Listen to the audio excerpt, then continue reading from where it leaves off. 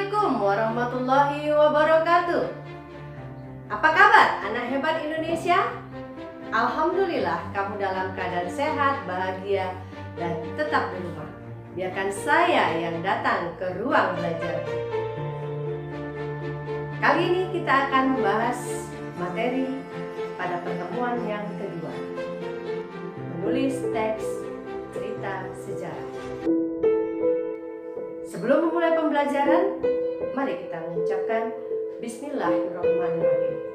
Semoga pembelajaran kita diridhoi oleh Allah Subhanahu wa Ta'ala. Anak-anakku tercinta, sebelum kita memulai pembelajaran, marilah kita refleksi diri sejenak. Izinkan saya membacakan sebuah puisi yang saya tulis sendiri.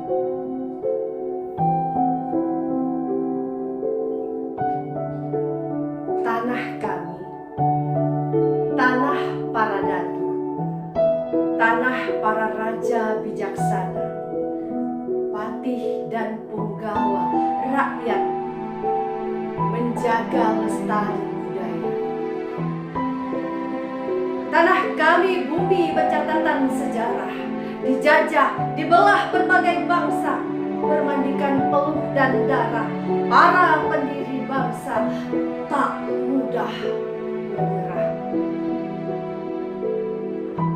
Di bawah kibaran sang merah putih, catatan emas perjuangan bangsa, di balik perjuangan putih kami melangkah menabur asa. Anak-anak, puisi yang saya bacakan tadi mudah-mudahan menggugah rasa cinta kita kepada sejarah bangsa yang penuh darah, semangat, air mata, dan pengorbanan untuk mencapai kemerdekaan. Kali ini di pertemuan kedua, lanjutan dari pertemuan pertama yang membahas tentang teks cerita atau novel sejarah. Pertemuan kedua ini kita akan membahas kompetensi dasar 3.4 dan 4.4 yang saya rangkum dalam tujuan pembelajaran. Setelah menganalisis teks dan membaca berbagai sumber literasi, melakukan observasi, penelitian atau wawancara, kamu dapat menganalisis kebahasaan teks cerita atau novel sejarah, kemudian mampu menuliskan cerita sejarah pribadi dengan baik. Anak-anak, mari kita ikuti pelajaran selanjutnya.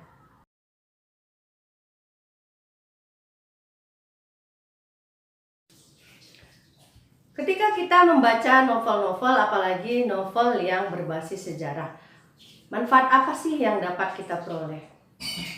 Ketika kita membaca novel sejarah misalnya, manfaat yang bisa kita ambil yang pertama adalah memperluas, memperdalam, dan meningkatkan daya kritis kita. Kenapa?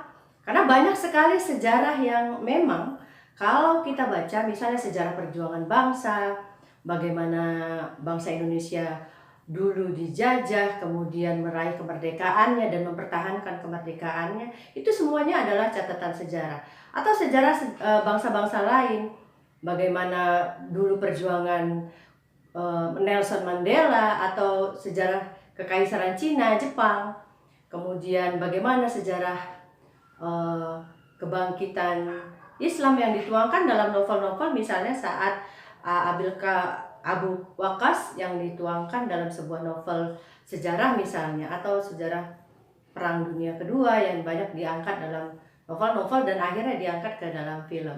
Nah, inilah manfaat yang pertama. Lalu manfaat yang kedua, pada novel sejarah, emosi, pemikiran, kemudian perasaan atau hubungan sosial dengan orang-orang lain, tokoh-tokoh lain itu jarang terangkat. Jadi kalau di dalam novel sejarah kita akan bisa melihat lebih luas, lebih dalam sebenarnya bagaimana pemikiran, emosionalnya tokoh-tokoh itu, dan bagaimana dia mengatasi persoalan-persoalan yang datang kepada dirinya.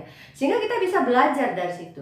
Contoh saja cerita Kemelut di Majapahit, bagaimana seorang Gajah Mada yang wibawanya justru jauh lebih besar daripada rajanya sendiri, Jaya Negara. Nah, di situ kita bisa melihat wibawa Gajah Mada walaupun lebih besar tapi dia tetaplah seorang Mahapati. Nah, kita akan belajar dari situ bagaimana nanti mengatasi persoalan hidup ke depan dari belajar dari tokoh-tokoh besar tersebut. Yang ketiga, bahwa membaca adalah sebuah hiburan, kesenangan. Tapi bagaimana hiburan dan kesenangan itu menjadikan pendidikan bagi emosional kita, bagi wawasan kita, intelektual kita, dan cara pandang kita, supaya itu bisa kita pakai bukan sekedar hiburan, tapi juga mengubah cara pandang kita untuk kehidupan yang lebih baik.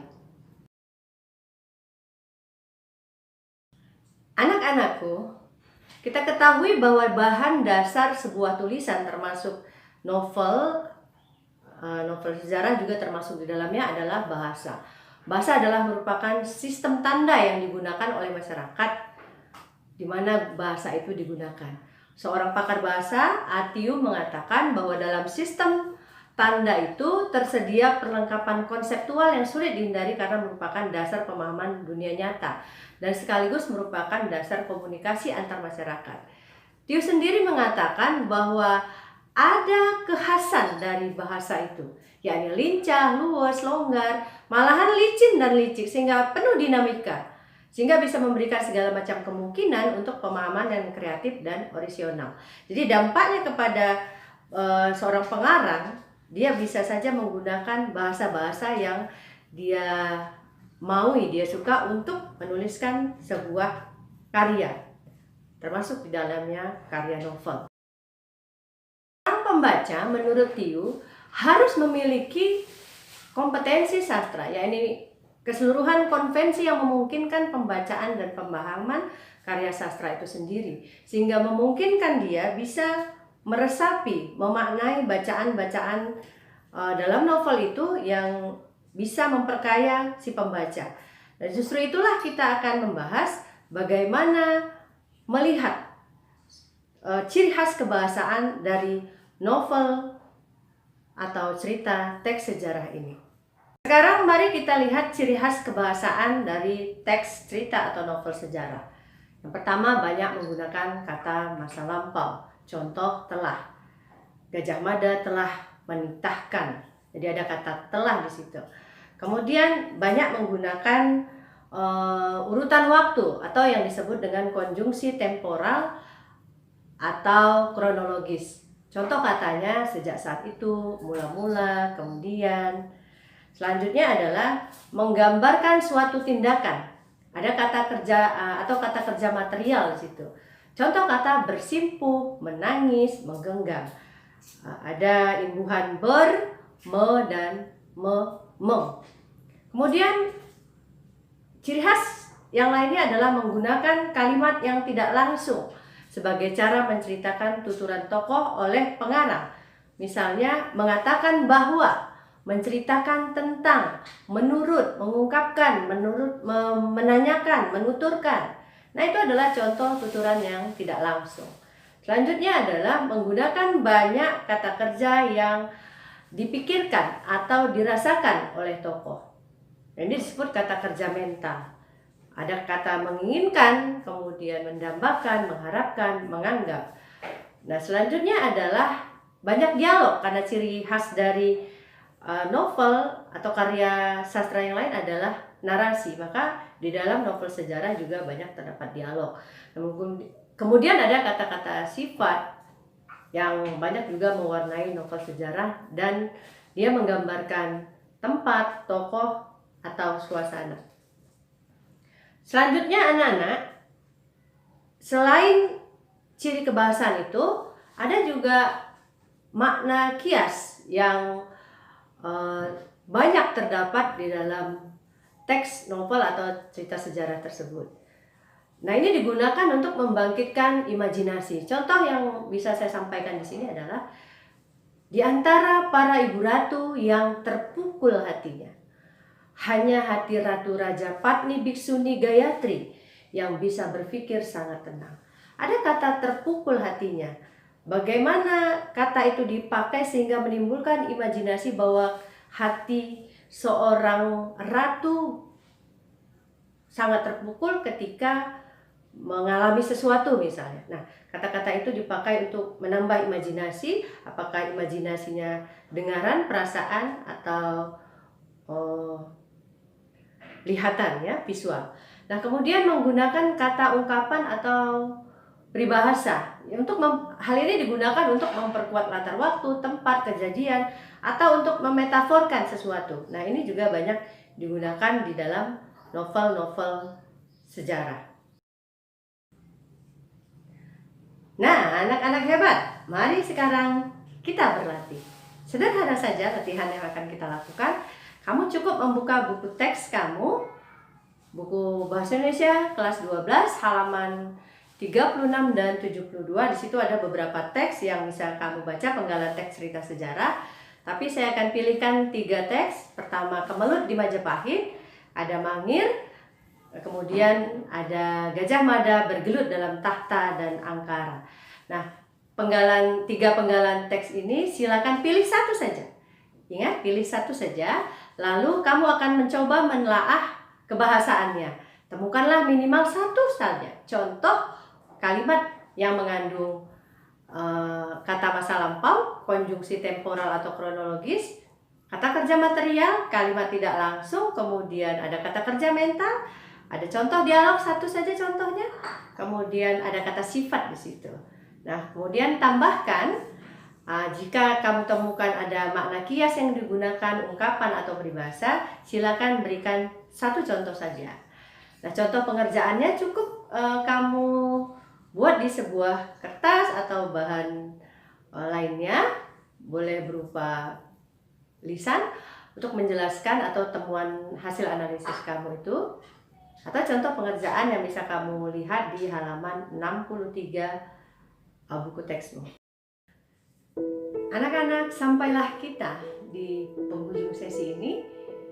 Pesan utama yang ingin Bunda sampaikan adalah